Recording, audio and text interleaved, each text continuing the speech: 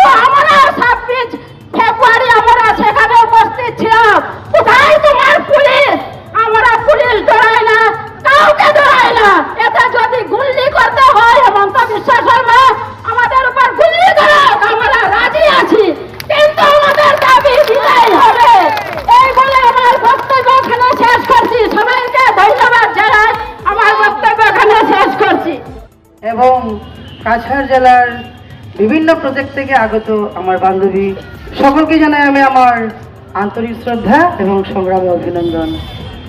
আমি আমার এখানে বক্তব্য দীর্ঘ করব না, কারণ আমার উপযুক্ত বক্তা ওনারা বিশদভাবে বলেছেন। শুধু আমি দু একটি কথা বলবো।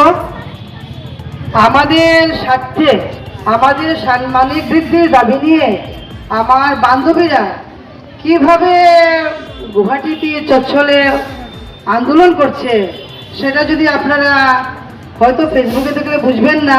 আমরা যারা প্রত্যক্ষদর্শী, আমরা দুদিনের আন্দোলন দেখে আমাদের মনে কষ্ট হয়েছে। একদিনের আন্দোলন করার পরেই 1-2 জন বান্ধব অসুস্থ হয়েছে, দুদিনের আন্দোলনের সময় 4-5 জন অসুস্থ হয়েছে, এবং আজ 5ম দিন চলছে। না জানি কতজন অসুস্থ হয়েছে। কোনো সময় মনে ভাবলে কষ্ট হয়। ব্রিটিশ শাসনের সময় ওনাদেরকে যখন আমাদের বিভিন্ন রাজনৈতিক নেতারা বিতাড়নের সময় আমাদের যারা অনেকে মৃত্যুবরণ করেছেন, আমার মনে হচ্ছে কি জানে আমাদের বান্ধবীরা হয়তো কি কেউ প্রাণ হারাবে। কিন্তু যদি সাম্মানিক বৃদ্ধি হয় তাহলে আমরা আসামের সবাই পাবো। কিন্তু আন্দোলনে কিন্তু ওরা সব সামিল হচ্ছি না। যদিও আমরা সবাই সেখানে যেতে পারছি না, এখানে বসে অন্তত ঈশ্বরের কাছে প্রার্থনা করা উচিত আমাদের, যে ওনারা যারা আন্দোলন করছেন সেখানে দিবারাত্র না খেয়ে না ঘুমিয়ে কোথায় স্থান কোথায় বাথরুম, প্রতিদিন কে যে ওনাদেরকে আহার ঢুকাচ্ছে, আমরা এখানে বসে কি আর দেখবো, ফেসবুকে আর কি দেখবো, কি বুঝি? ভাবলে সবাই একটু ভাবুন, একটু অনুধাবন করুন এরা কিভাবে পরিশ্রম করছে। আমরা ঘরে বসে ঈশ্বরের কাছে অন্তত প্রার্থনা করি যে যারা এখানে দিবারাত্র আমাদের স্বার্থে, আমাদের বলতে সবের স্বার্থে, আসামবাসী আমাদের আসামের যত অঙ্গনবাড়ি কর্মী আছে সকলের স্বার্থে, এবং সকলের স্বার্থে বললেও ভুল হবে। আমরা যে পরিবারে আছি, আমি যদি 12,000 টাকা মাইনে পাই, আমার পরিবারের মানুষ উপকৃত হব। সেই জন্য আমরা প্রত্যেকেই উপকৃত হব যদি আমাদের সাম্মানিক বৃদ্ধি হয়। কিন্তু আমরা কিন্তু অনেকে ঘরে বসে আছি, আমরা আন্দোলন এখনো বুঝি না, অসহযোগ আমরা অনেকে করে যাচ্ছি। কিন্তু কিছু বান্ধবীরা পোষণ টেকারে কাজ করছেন, কিছু বান্ধবীরা বাল্বফুলও ডিউটি করছেন। কেন এসব? এখন আমাদের আন্দোলন এই পর্যায়ে গিয়েছে, আমরা যদি এখন স্থগিত থাকি, আমরা যদি এখন চুপ থাকি, আমরা যদি আমাদের ডিউটি শুরু করে দেই, তাহলে ওনাদের এই যে অক্লান্ত পরিশ্রম সব ব্যর্থ হবে।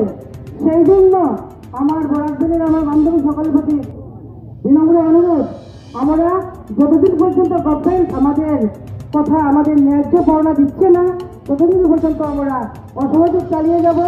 পোষণ টাকার বন্ধ রাখবো, সরকারের কোনো কাজ করবো না। কেউ ভয় পাবেন না, সেন্টার তো বন্ধ থাকবেই, সঙ্গে পোষণ টাকার বন্ধ থাকবে, সরকারি খাতে কাজকর্ম সব বন্ধ থাকবে। উপযুক্ত অফিস থেকে যদি প্রেশার দেন, ওনারা দায়িত্ব পালন করবেন। কিন্তু আমার বোঝা দরকার যে আমি যদি কাজ করি তাহলে আমার আন্দোলনে ব্যাঘাত সৃষ্টি হবে। সেই জন্য সকলের প্রতি আমার বিনম্র অনুরোধ, আমরা সবাই যেন এক হয়ে একজুট হয়ে আমরা এই কাজ সফলতা আনার জন্য আমরা এগিয়ে আসি। এবং যতদিন পর্যন্ত আমাদের সেই কাজে আমরা কোনো সদুত্তর পাচ্ছি না, আমার উপযুক্ত মর্যাদা পাচ্ছি না, ততদিন পর্যন্ত আমরা অসহযোগ আন্দোলন চালিয়ে যাব। আপনারা সবাই একসঙ্গে থাকুন, আমরা সকলেই জানি একতাই বল। সেই কথা বলে আমি আমার সংক্ষিপ্ত বক্তব্য শেষ করলাম। ইনকলাব জিন্দাবাদ, অঙ্গনবাড়ি কর্মী সরকার সংস্থা জিন্দাবাদ, জিন্দাবাদ। দীর্ঘদিন থেকেই আপনাদের আন্দোলন চলছে, শুধু এই পর্যায়ের আন্দোলন নয়, দীর্ঘদিন থেকে আন্দোলনের মাধ্যমে আপনারা 3,000 টাকা সাম্মানিক থেকে 6,500 টাকা সাম্মানিকে উঠেছে। এমন একটা দেশে আপনারা আছেন যেখানে বছরের পর বছর আন্দোলন করে আপনাদের নিজেদের পেটের ভাত জোগাড় করতে হয়। এমন একটা স্বাধীন দেশে সরকারের কাছে আপনারা দাবি জানাচ্ছেন, যাদের বলা যায় যে মুখ এবং অধি অর্থাৎ এরকম একটা সরকার।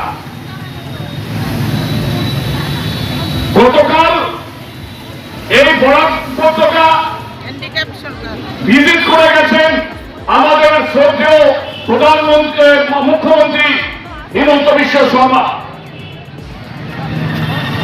তিনি বড়ভাবে ভাষণ দিয়ে গেছেন, বলেছে যে আসামের যদি উন্নয়ন হতে হয় তাহলে আগামীবারে নরেন্দ্র মোদীকে ভোট দিতে হবে।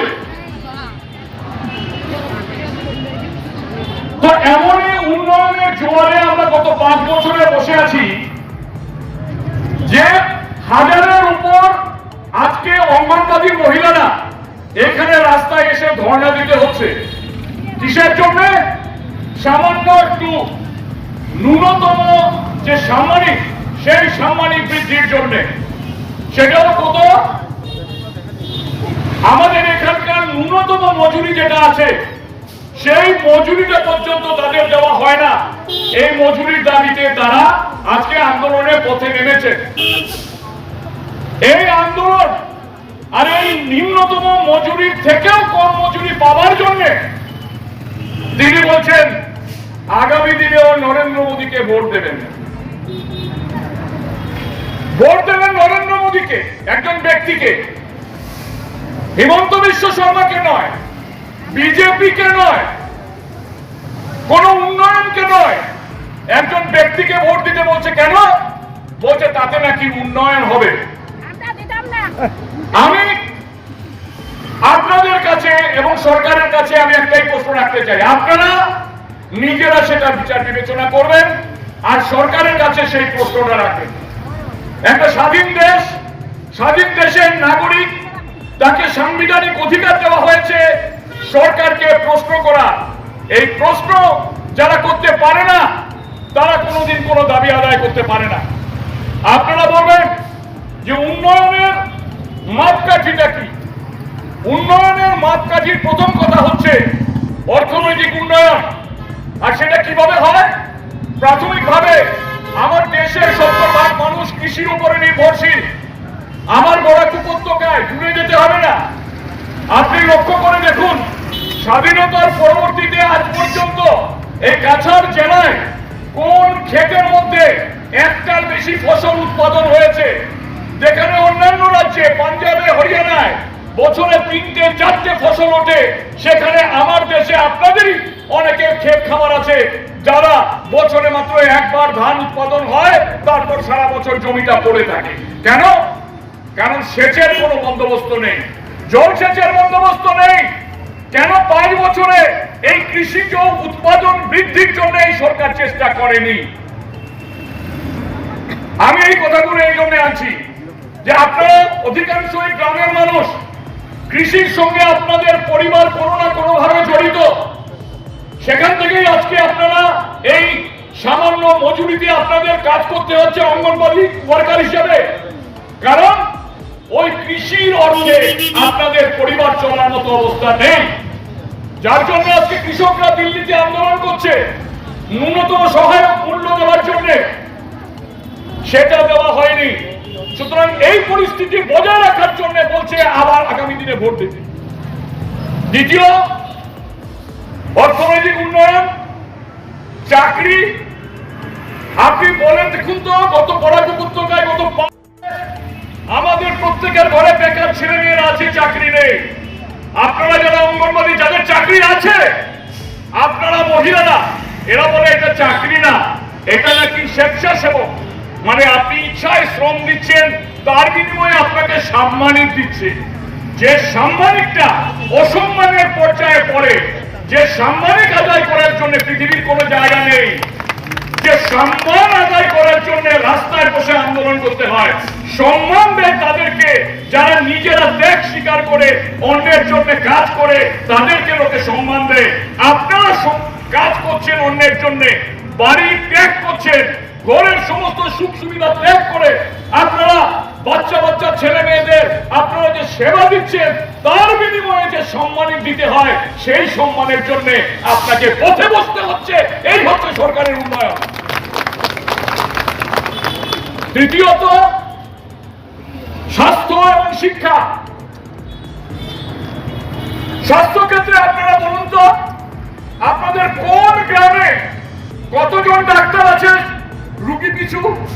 কতটা ঔষধ বিনামূল্যে সরবরাহ হয়? বলছে আয়ুষ কার্ড দিয়ে সবকিছু হয়ে যাবে। আয়ুষ কার্ডের কথা বলছে। আমার শিলচর মেডিকেল কলেজ, তিনি বলে আছেন মেডিকেল কলেজ হচ্ছে, ক্যান্সার হাসপাতাল হচ্ছে, সুতরাং আরো উন্নয়নের জন্য ভোট দিন। ভোট চাইতে এসেছে।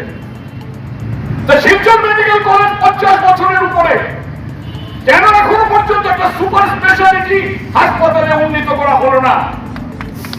কেন ওখানে ডাক্তারের অভাব? কেন নার্সের অভাব?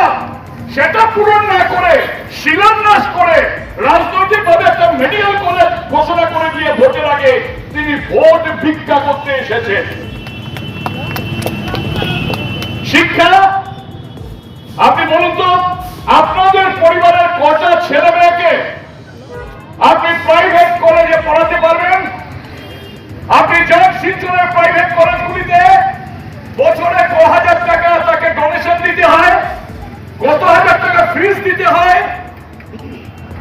আর সরকারি স্কুল, ওই সামনে আছে সরকারি উচ্চ মাধ্যমিক বিদ্যালয়, গভর্নমেন্ট স্কুল শিলচরে, যেখান থেকে আমরাও পড়াশোনা করেছি।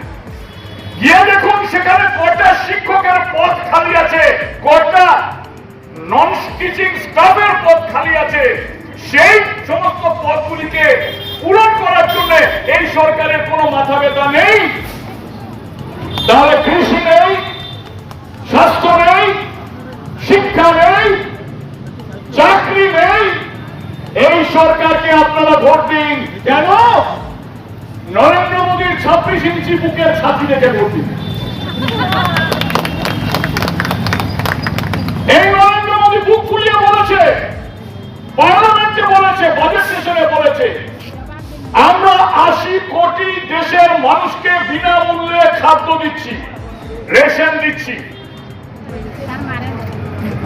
কেউ উপভুক্ত থাকবে না।